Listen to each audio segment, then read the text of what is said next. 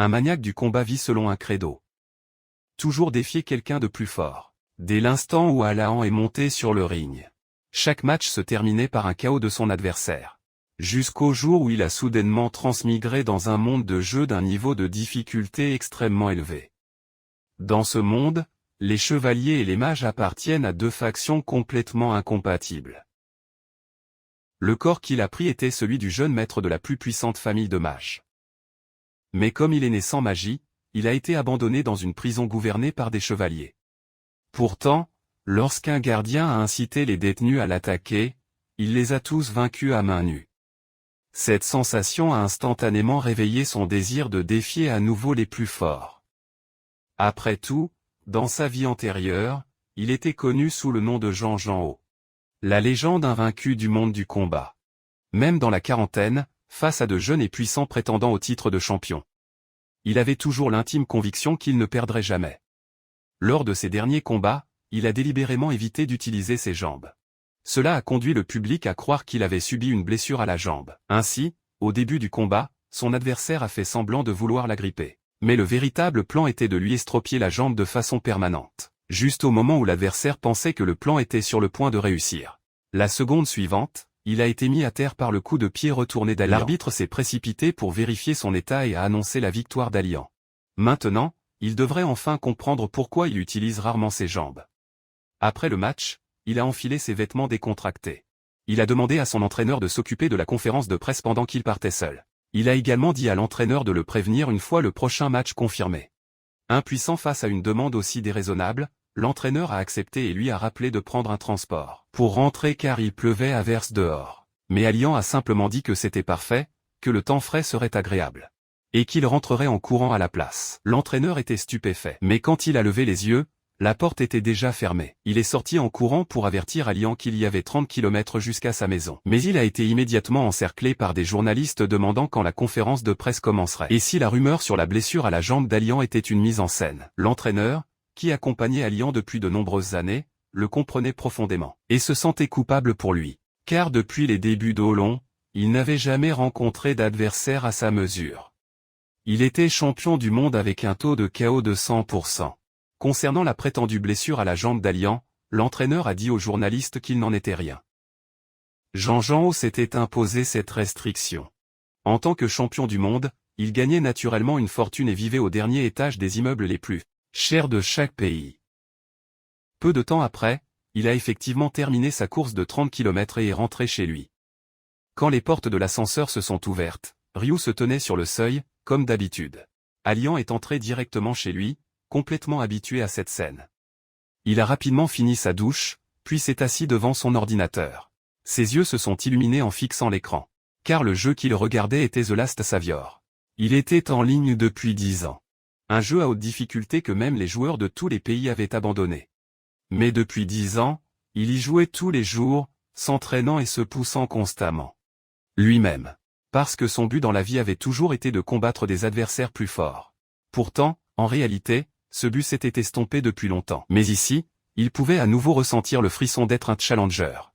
Juste au moment où il pensait qu'il ne terminerait pas le niveau aujourd'hui non plus. Il a vu la barre de PV du boss final tomber à presque 0. À ce rythme, il était sur le point de gagner. Mais il ne voulait pas vraiment que le jeu se termine si vite. Il encourageait silencieusement le roi démon dans son cœur. Chaque mouvement du roi démon était facilement paré par lui. Il ne comprenait pas pourquoi les mouvements du boss étaient si monotones aujourd'hui. Chacune de ses attaques touchait sa cible sans effort. Même s'il n'arrêtait pas de crier « Allez !». À l'écran, ses mains ne cessaient d'effectuer des manipulations spectaculaires. Finalement, Alaon a profité d'une ouverture du roi démon et a commencé à charger son attaque ultime. Son chi a jailli, formant la silhouette d'un lion bleu. La seconde suivante, il a porté le coup de grâce. Avec un carillon, le système l'a informé que le défi était réussi. À ce moment-là, il est devenu champion dans 2 mondes. Après avoir quitté le jeu, il a fermé les yeux et a réfléchi tranquillement. Soudain, il a violemment frappé l'écran avec la souris. Parce que maintenant, il n'avait aucune idée de qui il pourrait combattre ensuite. Était-il censé défier un ours brun? Juste à ce moment-là, un éclair doré a illuminé le ciel. Il s'est rapidement tourné pour voir ce qui se passait. L'éclair doré semblait avoir des yeux et fonçait droit sur lui. Quand il a rouvert les yeux, La pluie tombait à verse du ciel. Les environs étaient bruyants, et il n'avait aucune idée de pourquoi il était dehors. À ce moment, quelqu'un lui a tapé sur l'épaule et a dit « Numéro 218, ce n'est pas le moment de rêvasser. Dépêche-toi de sortir d'ici. » Je n'arrêtais pas de t'appeler, qu'est-ce que tu fais? Il ne savait pas qui était cette personne ni où il se trouvait exactement. Puis il a remarqué le numéro 172 imprimé sur la chemise d'un homme. Non loin de là, un groupe de personnes portant le même uniforme courait vers une grande porte. Et l'emblème sur le drapeau du mur lui semblait étrangement familier. Le numéro 172 continuait de le secouer, en disant « Ressaisis-toi. Tu veux être enfermé ici pour toujours? Aujourd'hui pourrait être notre dernière chance. » C'était la dernière chance de s'échapper de cet endroit dégoûtant appelé Kelloland. Au moment où elle a entendu le mot Kelloland, ses yeux s'écarquillèrent. Même si le numéro 172 le tirait par le col, il était toujours perdu dans ses pensées. Il se demandait s'il rêvait, mais tout semblait bien trop réel, ce n'était certainement pas un rêve. Se pourrait-il que, il était réellement entré dans le jeu auquel il jouait. Et en tant que prisonnier, qui plus est. Alors qu'il était tiré en avant par le numéro 172, quelque chose lui vint soudain à l'esprit. Il s'est arrêté net et a dit à l'homme d'attendre. Il a demandé s'il ne trouvait pas ça étrange. Si c'était vraiment Kelloland, la sécurité ne serait jamais aussi laxiste. Le numéro 172 a expliqué que c'était parce que le gardien Clark n'était pas là. Il était parti en courant plus tôt, c'était donc leur chance. Mais là on l'a attrapé par le col et l'a tiré dans la direction opposée. Ignorant ses cris de panique. Si ce que le numéro 172 disait était vrai, là on pouvait comprendre le plan. Mais ses instincts de champion du monde lui disaient. Il ne devait absolument pas franchir cette porte. Puisque le numéro 172 avait essayé de l'emmener avec lui au lieu de s'enfuir seul, là on décida qu'il pourrait aussi bien lui sauver la vie en retour.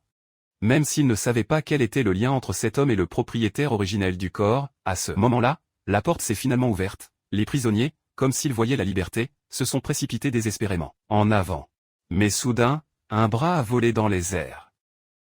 L'homme en tête s'est effondré sur ses genoux, serrant son membre coupé, et devant lui se tenait le gardien Clark lui-même. Avec un air de mépris, le gardien a ordonné à ses hommes de tuer tous ces sales insectes. Les soldats derrière le gardien ont lancé leur attaque instantanément. Le massacre de tous les prisonniers qui avaient tenté de s'échapper commença.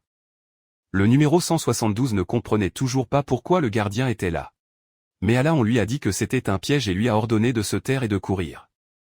Après un long moment, le massacre a finalement pris fin.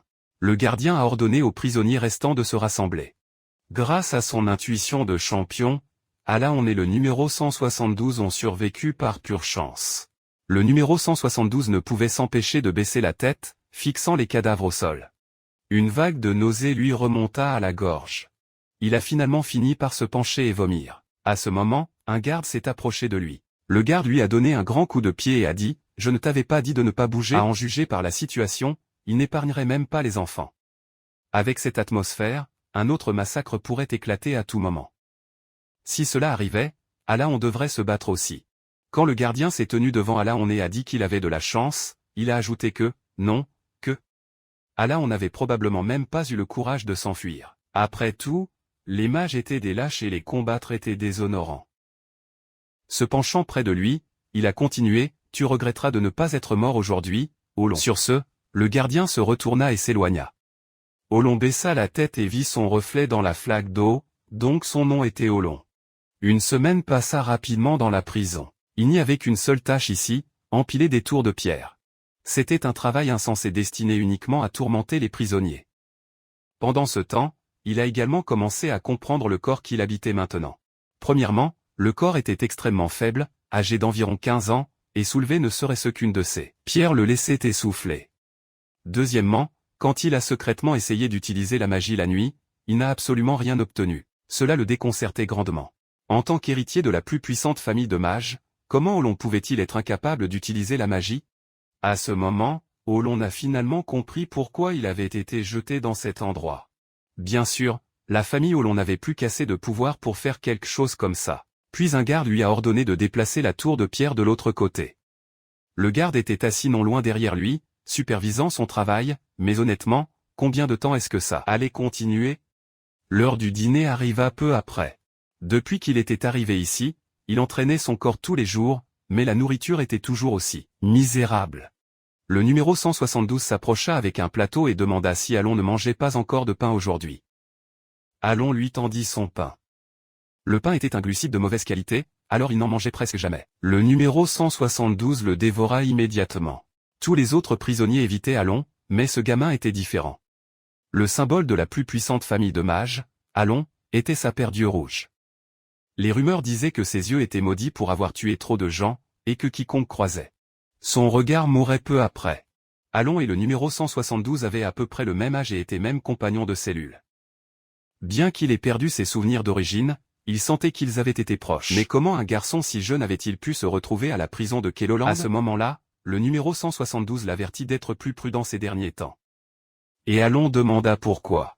Le numéro 172 expliqua que parce qu'il travaillait trop sérieusement, la charge de travail de tout le monde avait augmenté. Et les autres prisonniers se méfiaient maintenant de lui. Il ajouta qu'Alon devait surtout se méfier du numéro 589, un combattant notoire dans l'arène qui a été emprisonné pour avoir tué quelqu'un à l'extérieur. En entendant cela, Alon demanda, « Alors, tu restes avec moi. Ça ne va pas te mettre en danger ?» Le numéro 172 répondit, « Eh bien, on se connaît depuis un moment. Je ne peux pas faire comme si on ne se connaissait pas. » À cet instant, Alon sentit que quelque chose n'allait pas. Il se leva et dit d'une voix basse, « D'accord, mais tu risques de me gêner. Va ailleurs pour l'instant. » Des pas lourds s'approchèrent, chargés d'hostilité. Il se retourna et dit au numéro 172, « On dirait que ce qui t'inquiétait est en train d'arriver. » Le visage du numéro 172 devint soudainement pâle. Il avait clairement vu le numéro du chef. Un groupe de sbires se tenait derrière le numéro.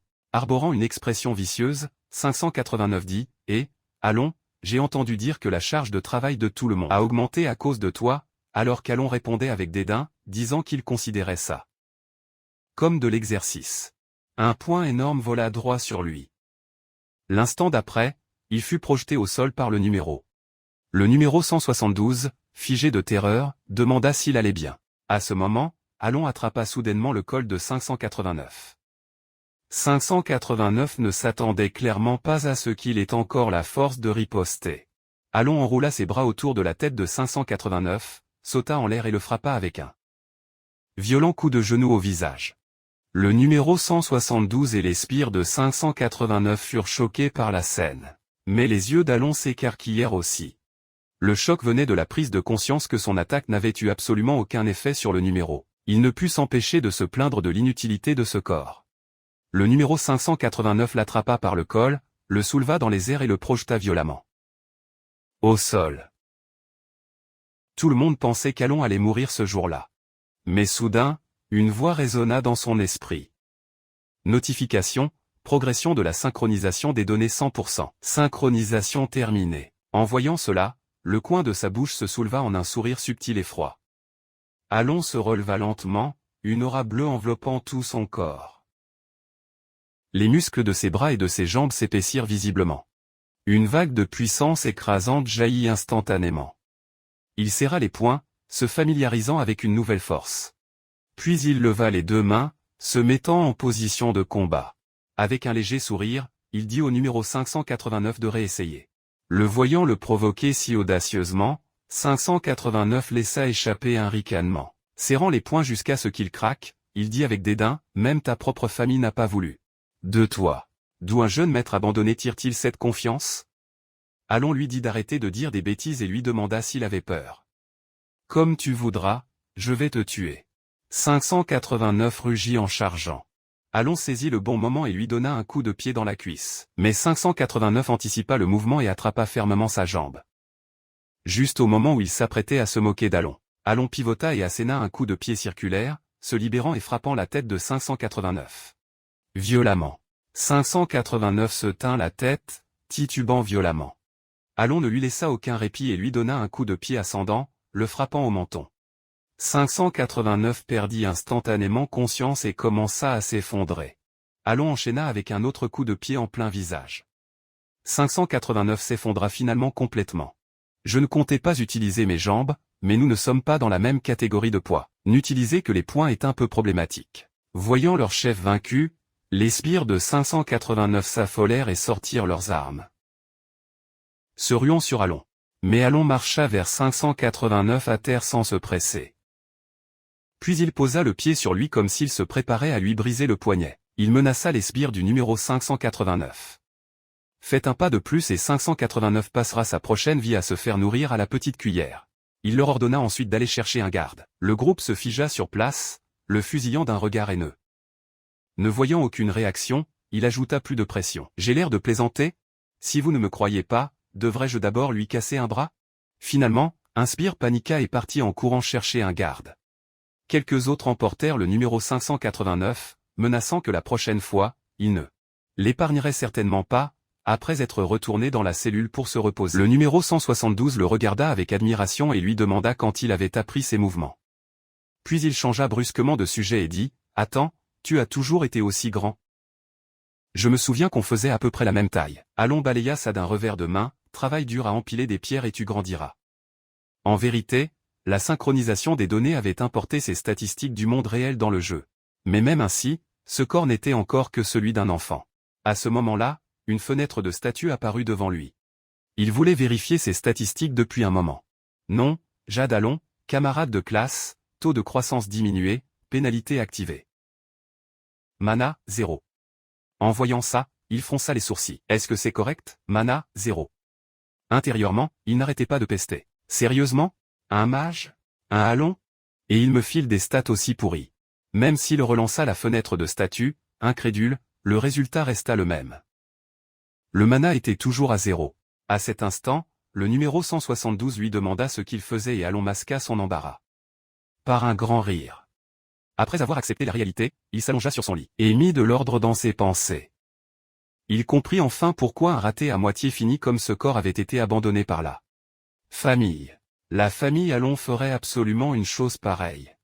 Maintenant, il ne pouvait que se calmer et vérifier les choses lentement. Pourtant, la force, l'agilité, l'endurance et la perception étaient tout au maximum à 110, ce qui était une chance. À sa manière. Bien que le taux de croissance réduit soit assorti de pénalités, ce corps maigre et sous-développé ne pouvait de toute façon pas afficher son plein potentiel. Cette pénalité devrait pouvoir être corrigée une fois qu'il aura entraîné le corps correctement. Mais la nourriture ici était vraiment affreuse. Pourtant, il avait un tas de traits qu'il n'avait jamais vus auparavant, et ils étaient tous de rang S. D'après ce qu'il savait, l'immunité au poison et le combattant immortel étaient des traits qu'il avait débloqués en jouant. Si son mana n'était pas à 0, ce serait en gros un personnage surpuissant. Mais cette configuration était clairement conçue pour l'énerver. Alors qu'il faisait le point sur la situation, il se redressa. Il s'occuperait du reste plus tard. Il devait aussi y avoir un moyen de résoudre le problème de mana. À ce moment, un garde cria, les numéros appelés, sortez. Les prisonniers commencèrent à être appelés un par un et quittèrent leurs cellules. Ils s'alignèrent silencieusement en une seule file. Alon demanda au numéro 172 ce qui leur arrivait. Il répondit, ce sont des condamnés à mort. On les emmène pour leur dernier repas. Alon ne connaissait pas le dernier repas, alors 172 expliqua qu'avant l'exécution, ils peuvent demander la nourriture qu'ils veulent. En entendant cela, l'esprit d'Alon s'illumina. Il élabora instantanément un plan. Alon demanda son nom au garçon. Le garçon croisa les bras et dit qu'ils s'étaient toujours appelés par leur numéro, alors. Ils avaient oublié leur vrai nom depuis longtemps. Il se présenta alors comme Ryu, un gamin des rues sans famille, et demanda à Alon son nom en retour. Alon répondit qu'il était Jade Alon, puis demanda si Ryu voulait quitter cet endroit. Ryu a répondu bien sûr. Il n'a jamais prévu de rester ici pour toujours, et il avait ses propres raisons de s'enfuir. En entendant cela, Alon lui a demandé s'il avait déjà réfléchi à un moyen de s'échapper. Ryu a réfléchi un instant et a dit que la seule sortie était la porte principale, et la clé de cette porte était en possession d'un gardien. Alon a demandé, alors nous devons d'abord vaincre le gardien et voler la clé. Ryu a rétorqué, lui demandant s'il plaisantait, et lui a rappelé que le gardien, même à la retraite, était toujours un chevalier de 5 anneaux. Dans les souvenirs hérités d'Alahan, le gardien Clark était un chevalier qui méprisait les mages au plus haut point. Dans le monde du dernier sauveur, les chevaliers et les mages avaient toujours été des ennemis naturels. Mais Alon n'était pas sûr de pouvoir battre un chevalier de 5 anneaux à la retraite, alors il a dit qu'il ne semblait pas y avoir d'autres moyens. À ce moment-là, Ryu a dit que voler suffisait. Il a expliqué que les gens élevés dans la rue apprenaient à faire les poches avant d'apprendre à saluer les autres. Cependant, le gardien était toujours accompagné de gardes, ce qui rendait difficile de trouver une ouverture. En entendant cela, les lèvres d'Alahan se sont courbées en un léger sourire. Il avait déjà une idée de la façon dont il pourrait s'échapper. Le lendemain matin, pendant le rassemblement, le garde a annoncé que le quota de travail augmenterait. À nouveau à partir d'aujourd'hui. Les prisonniers se sont immédiatement plaints, mais le garde a demandé froidement s'ils avaient l'intention de désobéir aux ordres du gardien. Un prisonnier était sur le point de protester davantage. Quand une lame tranchante a touché sa gorge, le garde a dit qu'il ne faisait que transmettre des ordres. Et si quelqu'un avait des plaintes, il pouvait aller parler au gardien lui-même. Le prisonnier a tremblé et a demandé si ce n'était pas trop et quelle en était la raison. Les yeux du garde se sont légèrement déplacés, puis il a dit « Vous ne savez toujours pas à qui c'est la faute, ça ?» Les prisonniers savaient exactement de qui il parlait et se sont tous retournés pour fixer Alain. À ce moment, le garde a laissé échapper une légère toux. Il s'est retourné et s'est éloigné, disant qu'il allait fumer une cigarette et revenir. Ryu s'est approché d'Alain nerveusement, murmurant que quelque chose n'allait pas, mais Alain lui a simplement dit de rester plus en arrière. Alain pensa en lui-même. Le gardien ne pouvait probablement pas agir ouvertement, alors il a incité à une émeute, espérant que les autres détenus le tueraient. L'incident d'hier a peut-être aussi été orchestré par lui, un chevalier honoré utilisant des tactiques aussi immondes. Et maintenant, même le garde était du côté des détenus. Cette situation ne pouvait plus être gérée comme hier. Ryu ne pouvait qu'espérer qu'il n'arriverait rien à Alain. Les détenus semblaient être parvenus à un consensus et ont commencé à se rapprocher de lui. Alain est resté détendu et a même dit « Je comprends votre point de vue, mais c'est vraiment inévitable. » Ces mots les ont complètement enragés. Ils ont balancé leurs poings et se sont rués sur lui comme une vague déferlante.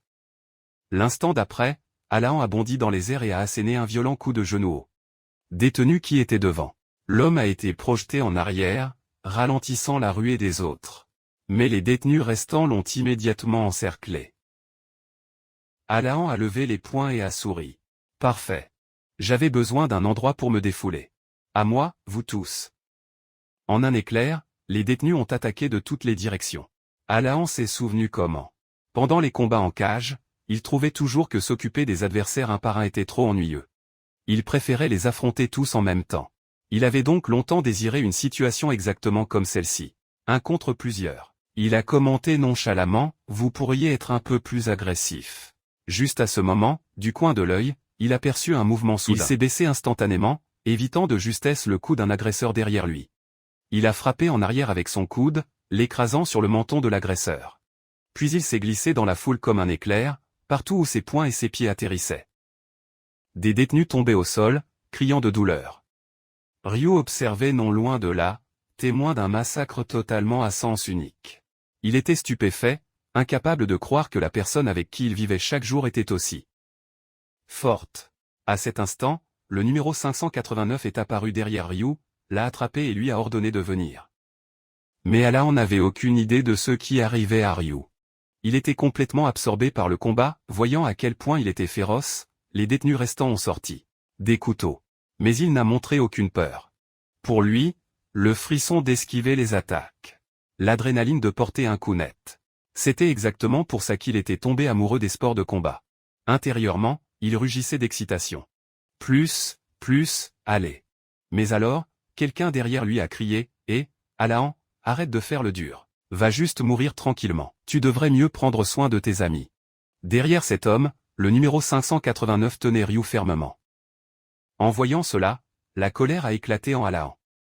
Il a seulement souri et dit, « Eh, ordure. Tu viens de commettre une très grave erreur. » L'homme derrière, le numéro 589, a laissé échapper un rire sinistre. « Tu devrais te sentir honoré de m'affronter. Je suis un chevalier de 2e anneau. Et toi, Aaron, quelqu'un sans même du mana, tu n'as qu'une seule fin, la mort. » Sur ce, il a sauté dans les airs, l'épée levée pour frapper. Je me suis décalé sur le côté, esquivant le coup. Son attaque n'a touché que le vide. Mais quand il a relevé la tête, il a vu que j'avais déjà mis le numéro 589 à terre. Et sauvé Ryu. Sa voix tremblait, impossible. Qu'est-ce que tu viens de faire? Tu ne peux même pas utiliser la magie. J'ai répondu nonchalamment, ce n'est pas de la magie. Avant même que les mots ne soient entièrement prononcés, ma silhouette s'est estompée alors que je traversais l'espace ouvert comme un fantôme. En un clin d'œil, j'étais déjà devant lui. Ma jambe droite a tracé un arc vif dans l'air et s'est abattue sur son cou. L'homme a été projeté à plusieurs mètres en arrière. À ce moment-là, le gardien a franchi la porte derrière moi. Nos regards se sont croisés, la tension a explosé instantanément. Il a exigé que j'explique ce qui s'était passé. Puis la voix de Ryu a résonné. « Attendez !» En courant vers nous, Ryu a crié. Le 218 est la victime. Ils m'ont pris en otage pour le tuer. C'était de la légitime défense. En entendant cela, les sourcils du gardien se sont froncés. Il a jeté un regard dégoûté aux détenus à terre, les maudissant silencieusement d'être des idiots. Soudain, il m'a demandé si j'avais ouvert mes canaux de mana. J'ai balayé la question d'un revers de main. Comment le saurais-je? À ce moment, une aura violette a jailli du corps du gardien. Tous les détenus se sont effondrés à genoux sous la pression, tremblant de manière incontrôlable. Mais Ryu n'était encore qu'un enfant, et il s'est effondré complètement au sol. Pourtant, une énergie bleue jaillit à nouveau autour de lui, complètement insensible au gardien de chevalier à 5 anneaux et à sa pression. Puis une fenêtre système est apparue devant lui. Très cachée, âme noble du champion, résiste à la suppression. Il a souri en pensant, astérisque, alors, avec une immunité de type mental. Cette capacité est totalement injuste, astérisque. Dans son monde d'origine, son corps avait déjà atteint son apogée. Il était hors de question qu'il soit réprimé par un simple kidam de 5 anneaux. Le gardien était complètement abasourdi.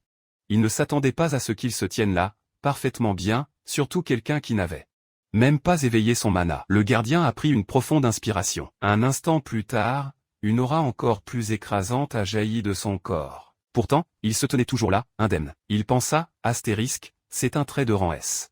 Que peux-tu faire d'autre? Astérisque. Sa réaction a dépassé les attentes du gardien, laissant l'homme figé sur place. Le garde derrière lui n'a finalement pas pu le supporter et l'a supplié d'arrêter. Le gardien n'a eu d'autre choix que de retirer son aura. Il a retroussé ses lèvres en un sourire narquois, pensant, astérisque heureusement qu'il s'est arrêté là. S'il s'était mis en colère et avait commencé à brandir son épée, j'aurais pu y passer, astérisque. Le gardien le foudroya du regard comme s'il voulait le déchiqueter vivant. Finalement, il n'a pu que leur ordonner de reprendre le travail avant de se retourner pour partir avec une expression sombre. Mais il a interpellé le gardien, disant qu'il avait quelque chose à dire. Le gardien s'est retourné avec colère, lui demandant ce qu'il voulait.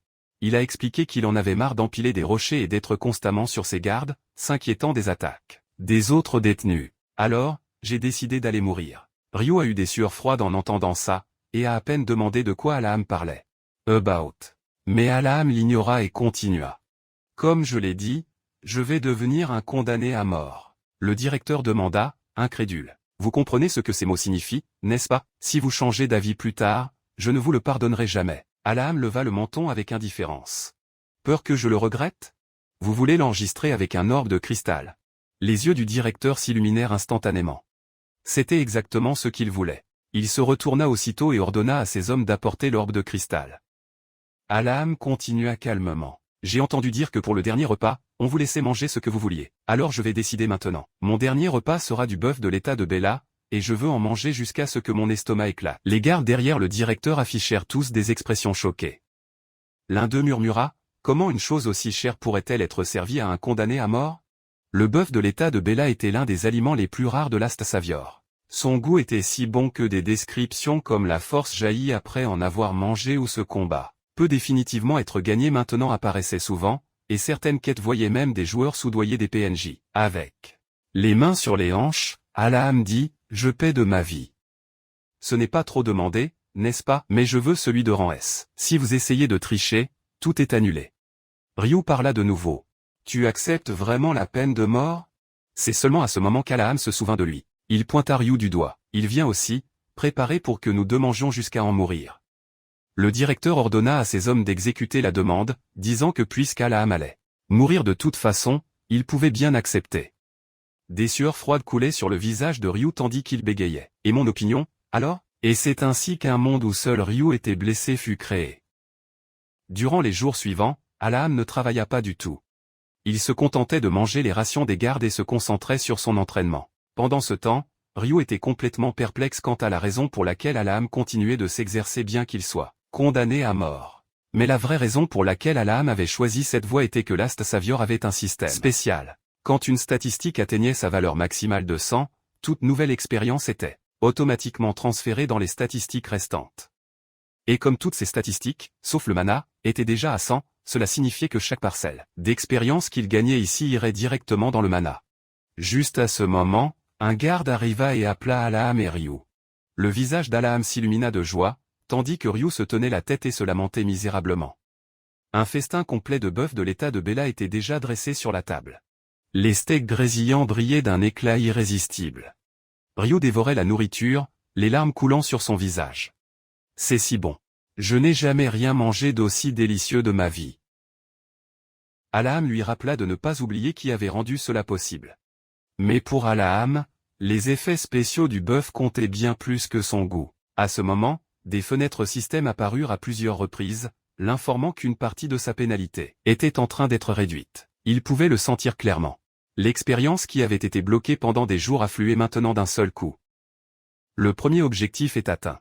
Le suivant est celui-là. Pendant ce temps, un garde rapporta au directeur que le dernier repas avait commencé, et il ordonna que personne ne soit autorisé à les approcher. Après avoir parlé, le directeur plongea dans une profonde réflexion, incapable de comprendre ce qui s'était passé. Ce jour-là, son expression ne donnait pas l'impression qu'il endurait quoi que ce soit. C'était plutôt comme s'il ne pouvait pas être réprimé du tout. Bien qu'il fût à la retraite, le directeur était toujours un chevalier à 5 anneaux, et il refusait de croire qu'un jeune mage dont le mana n'était pas libéré pouvait résister à son aura. Il jeta un coup d'œil au bracelet à son poignet et jura qu'il rendrait l'humiliation à Alaham au décuple. En peu de temps, Alaham et Ryu avaient complètement vidé l'assiette entière de bœuf de l'état de Bella. Ryu rota et dit, « Maintenant, je peux mourir sans regret. » Alaham gloussa. « C'est justement maintenant que tu ne peux pas mourir. » Il serra les poings. Après avoir mangé à satiété, il sentit une énergie débordante. « Je veux vraiment tester cette force tout de suite. » À ce moment, les portes s'ouvrirent brusquement. Ils tournèrent tous les deux la tête en même temps. C'était le directeur. Alaham dit, « Quoi ? Nous avons déjà tout mangé. » Le directeur s'avança vers eux pas à pas. Numéro 2, 18-0, Alaham. Alaham eut un sourire narquois. « Qu'est-ce qui ne va pas ? En colère parce qu'on ne vous en a pas gardé ?» Le directeur le foudroya du regard. À ses yeux, Alaham n'était qu'un gamin qui se fiait à sa lignée pour se montrer arrogant. Il tendit la main et attrapa l'épaule d'Alaham. Puis il parla froidement. « Je vais m'assurer que ton visage agaçant souffre. » Il ciblait Alaham non seulement parce qu'il était un mage, mais parce qu'il était un Alaham. La lignée Alaham était l'une des plus puissantes familles de mages. Et le directeur voulait des informations classifiées de sa part. Si elles étaient assez précieuses, elle pourrait le libérer de cette prison isolée. Alaham remarqua enfin que quelque chose n'allait pas. Le directeur portait un outil magique. La seconde suivante, Clark déchaîna à nouveau son aura, faisant pression sur lui. Avec une confiance totale, il dit « Voyons comment tu gères ça cette fois. » Pour découvrir Alaham souriant calmement, imperturbable. Ryu chancela vers le directeur. Mais le directeur l'envoya au sol d'une seule gifle. Ayant trop mangé, Ryu s'effondra et se mit à vomir. Il dit au directeur qu'il serait bon d'arrêter maintenant. Mais le directeur refusa d'abandonner et leva son autre main. Il appuya ses deux mains sur les épaules d'Alaham, augmentant la pression. Alaham perdit finalement patience face à ce harcèlement constant, repoussant la main du directeur. D'un geste. « Je t'ai déjà dit d'arrêter. Si tu veux me tuer, alors exécute la peine de mort correctement. Arrête de faire l'imbécile comme ça. » Le directeur se figea, incapable de comprendre comment, même avec un outil magique, il ne pouvait toujours maîtriser Alaham, qui n'avait même pas libéré son mana. Il commença à soupçonner qu'Alaham pourrait être au moins un anneau plus haut que lui. Mais il ne pouvait l'accepter, insistant sur le fait que cette force devait provenir de la lignée d'Alaham. Après tout, atteindre 5 anneaux était quelque chose pour lequel il s'était entraîné toute sa vie. Et cela ne suffisait toujours pas à forcer ce jeune mage à s'agenouiller. Puis Alaham demanda nonchalamment. « Tu as fini avec tes tours de passe-passe ?» Le directeur baissa la tête et réfléchit en silence. Finalement, il se tourna pour partir et avertit. « Votre exécution est demain matin. Même un Alaham ne peut défier les lois de Sa Majesté l'Empereur. Profitez de votre dernière nuit. » Plus tard, le directeur Clark était assis, écrivant tout ce qui s'était passé dans son carnet. Bien qu'il ne puisse pas entièrement comprendre le phénomène, il pensait que cela pourrait être une information précieuse pour les chevaliers actifs. Soudain, une vague d'épuisement le frappa. Il avait poussé son mana à la limite et utilisé un outil magique, laissant son corps complètement vidé. Il s'effondra et s'endormit sur le champ. La scène revient à la cellule d'Alaham et Ryu. Ryu ouvrit enfin les yeux. Après avoir subi de plein fouet l'attaque d'un directeur renforcé par un outil magique, son jeune corps n'a tout simplement pas pu le supporter. Alaham lui demanda comment il se sentait. Ryu dit qu'il avait encore la nausée. Comme s'il pouvait vomir à tout moment, Alaham loua son travail. Ryu sourit, sortant fièrement la clé qu'il avait volée de la manche du directeur. Alaham lui dit qu'il avait bien travaillé. Après tout, pour une personne ordinaire, Faire quelque chose d'aussi dangereux demandait du courage. Ce gamin était un vrai homme. Ryo se redressa, disant qu'il n'avait réussi à voler la clé que parce que l'attention du directeur était entièrement tournée vers lui. Puis Ryo lui demanda vraiment s'il allait bien. Il répondit « Oui, je vais bien ». Ryo a soudainement changé de sujet, disant qu'il était étrange et devait cacher quelque chose qu'il ne savait pas. Il a dit à Ryo d'aller déplacer plus de pierres. Après cela, il a regardé devant lui. À ce moment, sa force, son agilité et son endurance avaient chacune augmenté de 10 points. C'était un résultat étonnant. Comme le disait une rumeur, la viande n'était pas seulement délicieuse, mais aussi très nutritive. Et comme il avait continué à s'entraîner, il pouvait clairement sentir l'amélioration qualitative de son après avoir mangé du bœuf de Bell State. Effacer toutes les pénalités rapidement serait encore difficile. Malgré tout, il a pris sa décision et a dit à Ryo « On part ce soir. Dès que tu seras rétabli, nous partirons. » Ryo a demandé s'il ne devrait pas s'échapper immédiatement, car le directeur pourrait bientôt s'en rendre compte. Il lui a dit avec assurance de ne pas s'inquiéter.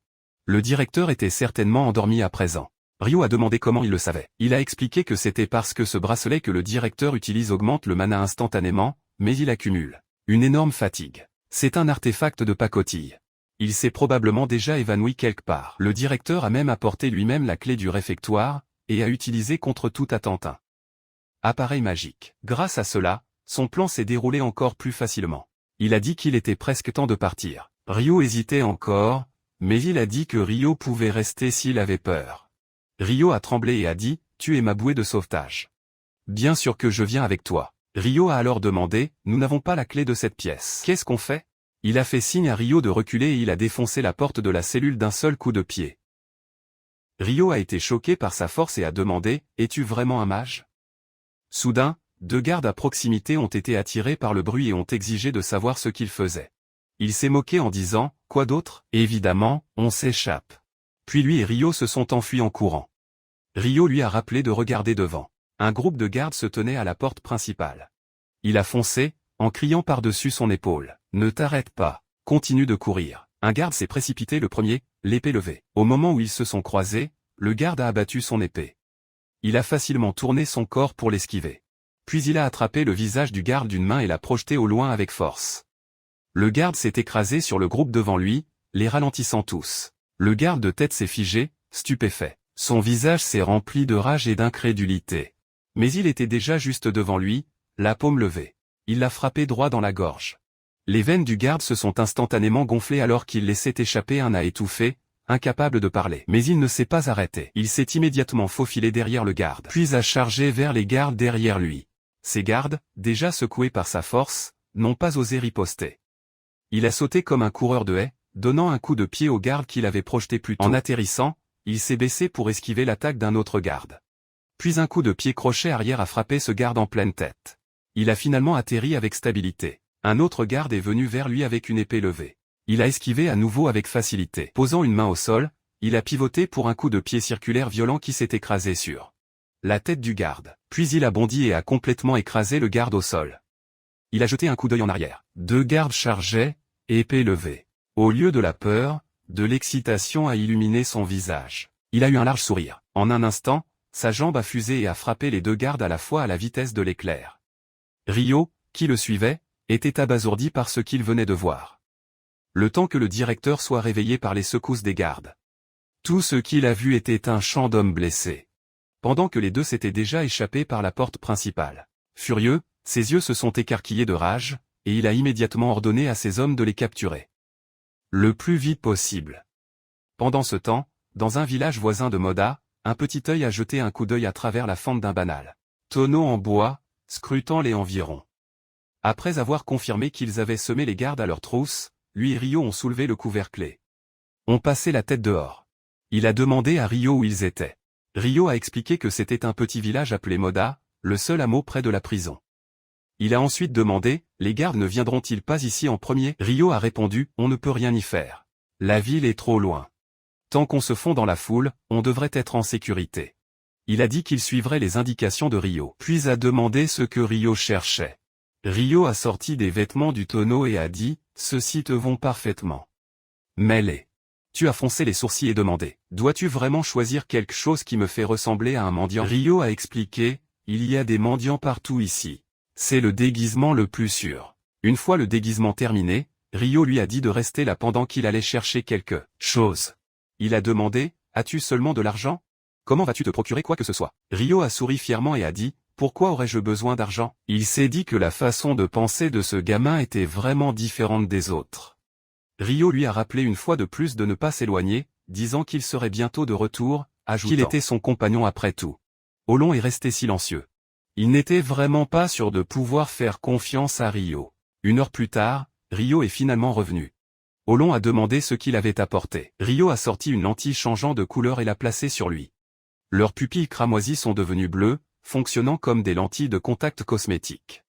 Ryo a expliqué que les pupilles rouges étaient la signature de la famille Olong et bien trop voyantes.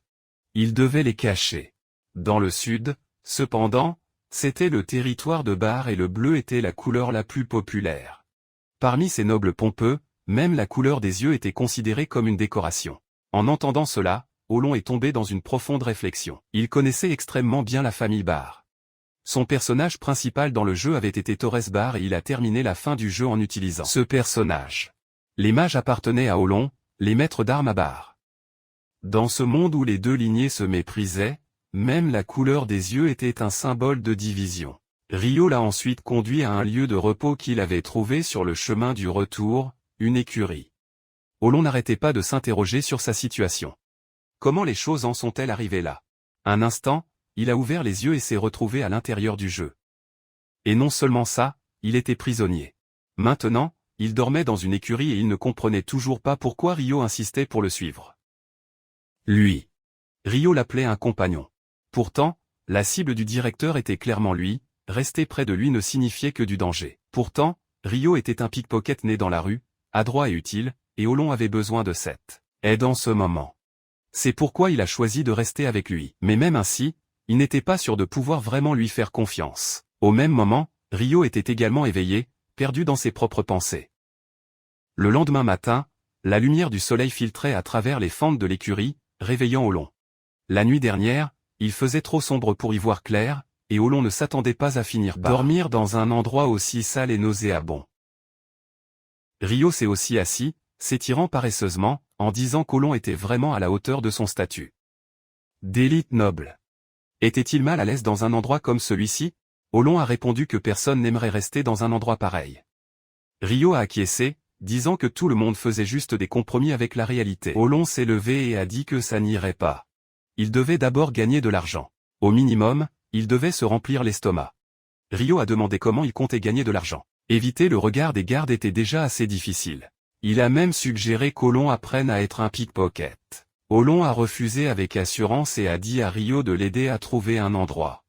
Ryo avait l'air confus et a demandé où, et Olong a répondu, l'arène. Ryo a rapidement découvert où se trouvait l'arène souterraine. À ce moment-là, 2 hommes costauds se battaient férocement sur la scène. La foule en bas rugissait sauvagement, les encourageant. Ryo était si effrayé par la scène que des sueurs froides coulaient dans son dos.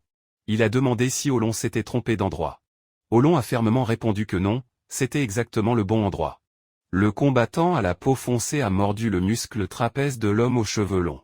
Mais l'homme aux cheveux longs a répliqué avec un coup de poing brutal. L'homme à la peau foncée s'est rapidement ajusté et a chargé à nouveau, pour être touché à la taille par un autre coup de poing puissant. Olong avait d'abord pensé que cet endroit n'abriterait que des bagarreurs de rue, mais le niveau était en fait plutôt bon. Ryo, quant à lui, ne voulait que partir le plus vite possible.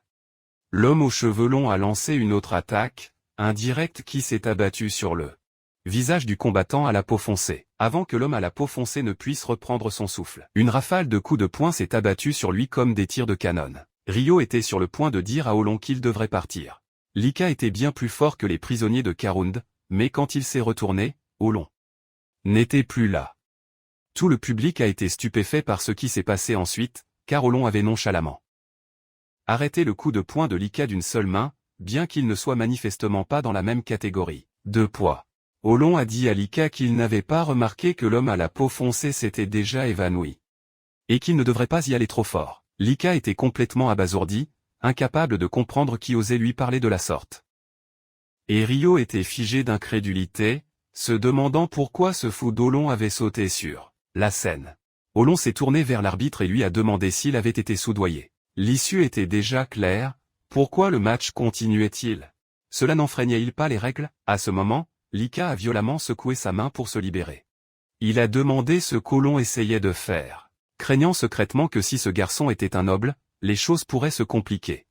Mais Olon a plutôt demandé, ça ne se voit pas? Toute l'arène est devenue silencieuse.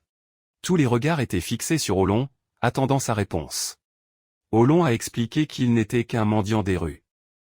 La seconde d'après, il a été submergé par une vague d'insultes de la foule. Pourtant, il s'en fichait complètement, disant qu'il prendrait ses responsabilités. Il combattrait ce type lui-même. Était-ce acceptable? Il a dit à tout le monde d'attendre ça avec impatience. Il leur montrerait un match intéressant. Juste à ce moment, Rio est arrivé en courant, paniqué. Il a débité des mots comme une mitraillette, suppliant Olon de ne pas combattre Lika. Disant que Lika était le plus fort ici, et qu'il ne croyait absolument pas qu'Olon puisse gagner. La tête d'Olon lui faisait mal à force d'entendre ses plaintes. Et il s'est gratté la tête en ordonnant à Rio de parier toutes leurs affaires sur sa victoire. Rio était sur le point de continuer à le persuader. Olon l'a interrompu. Rio, après ça, on achètera assez de bœuf pour en manger jusqu'à éclater. Le match a bientôt commencé, mais pas un seul spectateur ne soutenait Olon. Lika a aussi conclu intérieurement que ce mendiant était un fou irrécupérable. Mais il a soudainement senti quelque chose de différent. Le garçon, bien qu'âgé d'environ 15 ans seulement, avait des yeux qui ne montraient aucune trace d'immaturité. Sa respiration était inhabituellement calme et régulière. Ce qui ressortait le plus, c'était la posture d'Olon, complètement différente de celle de n'importe qui d'autre. Agressive mais stable, sans la moindre ouverture. Lika a soudainement ressenti une vague de tension. Avait-il vraiment peur d'un mendiant? La honte et la colère ont jailli en lui, et il s'était lancé en avant, attaquant Olon le premier. Mais la seconde suivante, le poing d'Olon avait déjà frappé sa joue. Le sang coulait du nez de Lika alors qu'il regardait, incrédule. Olon a gardé sa posture de combat, se murmurant qu'on ne devrait pas ramener ça. Main à l'épaule en donnant un coup de poing. Un coup de poing doit partir de la garde, viser droit l'adversaire, en prenant le chemin le plus court, le plus rapide, léger, net et direct. Puis enchaîner rapidement, en ajoutant de temps en temps une frappe plus lourde avec le poids du corps. Lika a été projeté en arrière, volant à travers la scène. Du sang et des dents ont jailli de sa bouche. En position, Ryu, qui priait silencieusement pour Olon, a lentement ouvert les yeux. Au son des halètements de la foule, il a vu Lika couvert de blessures, tenant à peine debout. Olon est resté complètement indemne, se déplaçant avec aisance. Ryu était abasourdi, sans voix. Il n'avait jamais imaginé qu'Olon puisse vraiment vaincre Lika. À ce stade, la vision de Lika commençait à se brouiller. Tout devant lui devenait flou. Il n'avait jamais imaginé une seule fois qu'il perdrait contre un gamin. Il a lancé un coup de poing désespéré de toutes ses forces, mais Olon l'a facilement esquivé. Il ne pouvait pas comprendre. Pourquoi ne pouvait-il pas esquiver ces coups de poing apparemment désordonnés? C'était inévitable. Après tout, il venait de deux mondes différents. Finalement, Olon lui a enfoncé un poing en plein dans la poitrine. Lika a été projeté une fois de plus. Cette fois, il ne se relèverait plus jamais. Olon a regardé l'arbitre et a demandé ce qu'il attendait. Voulait-il qu'Olon ignore aussi les règles? Le regard de l'arbitre a dérivé vers le bord de l'arène, comme s'il attendait une sorte de signal. Après l'avoir reçu, il a levé la main d'Olon et a déclaré sa victoire. Mais Olon ne ressentait aucune joie à gagner. Il ne s'était même pas échauffé. S'il avait su, il se serait un peu plus retenu.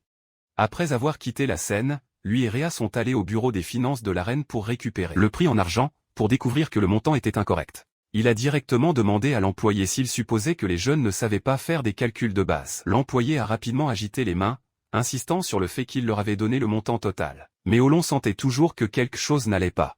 Il était impossible que ce soit si peu. Réa, debout à côté de lui, évitait son regard, clairement coupable. Quand Olon lui a demandé combien il avait parié, il ne s'attendait pas à la réponse. Réa n'avait pas tout misé. Réa a expliqué qu'il n'aimait pas les jeux d'argent, et qu'il devait garder de l'argent pour le dîner. Alors qu'ils se disputaient, une femme les a interrompus, avec deux grands gardes du corps derrière elle. Elle a dit, d'un air coquet, qu'elle voulait seulement parler à Olon. Olon l'a reconnue. C'était celle que l'arbitre n'arrêtait pas de regarder. Alors il a demandé qui elle était. Réalisant qu'il ne la connaissait pas, elle a supposé que c'était sa première fois ici et s'est présentée comme Elena, l'administratrice de cette arène. Juste au moment où elle allait redemander s'il pouvait parler, Olon et Réa sont partis sans Hésitation. Réa semblait connaître la femme et a jeté un regard en arrière. À ce moment, ces deux gardes du corps ont bloqué le chemin d'Olon. Olon a demandé, complètement imperturbable, s'il voulait aussi finir comme le type de tout à l'heure. Il pouvait les clouer au lit pendant des jours. Pourtant, ils n'ont pas bougé d'un pouce. Ils étaient clairement loyaux envers la femme. Elena a alors pris la parole derrière lui, disant que l'Ika qu'Olon a vaincu aujourd'hui était un champion qu'elle avait repéré dans la métropole. Il devrait donc déjà savoir pourquoi elle voulait lui parler. Elle lui a dit qu'elle le laissait partir pour aujourd'hui, mais qu'il se reverrait sans aucun doute. La prochaine fois, il pourrait parler plus confortablement, car elle aimait les gens forts. Olon est resté silencieux, désintéressé par tout ce qu'elle disait. Après cela, Olon et Réa sont allés dans un restaurant de barbecue. Réa mourait de faim, mais a quand même rappelé à Olon qu'il ne devait absolument pas contrarier cette femme de tout à l'heure. Elena pouvait paraître n'être que l'administratrice de la reine, mais elle était en réalité le pouvoir caché de la ville. Tant qu'il resterait ici, il finirait inévitablement par la croiser. Olon a dit qu'à ses yeux, elle n'était qu'une renarde rusée. Réa a répondu que oui, c'était son surnom, la vieille renarde. Olon a réfléchi un instant. Il semblait clair qu'elle l'avait approché avec l'intention de l'utiliser. Ça avait été la même chose quand il était entré pour la première fois dans le monde des sports de combat. Dès qu'il a montré du talent, de nombreuses agences l'ont contacté, la plupart voulant l'utiliser comme un outil pour gagner de l'argent. Il est même tombé sur quelques arnaques. Après tout, à l'époque, il n'était qu'un garçon de la campagne plein de rêves. Il a eu de la chance de rencontrer son agent actuel, celui qui a fait de lui un champion. Grâce à lui, Olon n'était plus un gamin dont les autres pouvaient facilement profiter. C'était un champion qui avait mené d'innombrables batailles pour atteindre le sommet. Vieille renarde, alors on verrait qui était le plus aguerri. À ce moment, le serveur a apporté une portion de bœuf de l'état de Bella. Réa était sur le point de se jeter dessus, mais Olon l'a arrêté. Il a dit que c'était du faux. La couleur et le persillage étaient complètement à côté. Mais Réa ne voyait pas la différence. Olon a expliqué qu'en y réfléchissant bien, c'était étrange. Le directeur avait mis une semaine entière à l'acquérir. Si la ville voisine en avait eu, ça n'aurait pas pris autant de temps. Et le bœuf de l'état de Bella était extrêmement rare. Il était impossible qu'il puisse en servir à autant de clients. Ça ressemblait plus à du bœuf wagyu de première qualité. Seulement une qualité en dessous, mais l'écart de qualité était énorme, tout comme le prix. Mais l'estomac de Réa gargouillait déjà bruyamment. Et il a soutenu que la nourriture restait de la nourriture une fois dans l'estomac. Olon a répondu que payer le prix du bœuf de l'état de Bella pour du faux bœuf était vraiment injuste. Et ils n'avaient même pas d'argent. Signaler cela était leur droit de consommateur. Après avoir dit ça, Olon a fait signe au serveur de venir. Le serveur, l'air agacé, a dit qu'il les trouvait irritants depuis le début. Pourrait-il finir de manger et partir? Ils n'avaient commandé qu'une seule portion de viande, et pourtant ils osaient prendre de la place. Olon a dit froidement que la viande était fausse. Ils avaient commandé une portion de bœuf de l'état de Bella. Et le restaurant devrait apporter le vrai. Il s'est dit que vendre de la fausse marchandise était déjà exaspérant et que leur attitude ne faisait qu'empirer les choses. Mais le serveur a répondu en lui demandant s'il savait où il était. Cet endroit ne suivait aucune règle de la rue. Olon ne voulait plus discuter et lui a dit d'appeler le patron. Le serveur a alors grogné, le traitant de sale mendiant et lui demandant s'il avait mangé de la bile de léopard pour oser parler de cette façon. Olon s'est moqué et a demandé s'il voulait voir ce qu'un mendiant qui a mangé de la bile de léopard pouvait faire s'il faisait une scène. Les autres clients ont tourné leur attention vers eux, chuchotant entre eux. Le serveur n'a pas eu d'autre choix que de leur dire de le suivre. Bientôt, Olon et Ryu furent amenés dans le bureau du propriétaire. Celui qui se tenait devant était un homme d'âge moyen au ventre bedonnant. Clairement le propriétaire. Plusieurs voyous armés de couteaux se tenaient à côté de lui. Le propriétaire a demandé s'ils étaient les deux mendiants impolis. Olon a répondu que le malpoli, c'était le propriétaire. Il leur a vendu de la fausse viande. Le propriétaire a éclaté de rire, disant que le jeune homme avait du cran. Mais qu'il devrait apprendre à sentir l'ambiance. Pendant qu'il parlait, il les a pointés du doigt à plusieurs reprises, semblant ordonner à ses hommes d'attaquer. Olon a levé le poing et a ricané, disant qu'il n'avait aucune idée de ce que signifiait sentir l'ambiance. Mais il semblait que ceux qui étaient confus au sujet de la situation, c'étaient eux. S'ils se battaient vraiment, il a demandé qui, selon eux, allait mourir. Les voyous ont supposé qu'ils bluffaient et l'ont chargé avec leurs épées. Mais Olon s'est facilement occupé de tous sans aucun effort. Bientôt, le dernier voyou a également été mis à terre. Le propriétaire, qui était calme au début, était maintenant trempé de sueur froide. Il n'arrivait pas à croire ce qu'il voyait. Ryo a fièrement dit que c'était bien fait pour eux et a demandé s'ils savaient qui était Olon. Celui qui avait vaincu les Ika. Le propriétaire avait entendu une rumeur plus tôt selon laquelle les Ika avaient perdu contre un mendiant. Mais il en avait ri. Maintenant, il réalisait que c'était vrai et demanda nerveusement ce qu'il voulait. Olon répondit calmement qu'il pouvait enfin avoir une conversation correcte. Il voulait seulement la compensation qu'il méritait. Il a dit qu'il était une personne raisonnable en levant 2 doigts.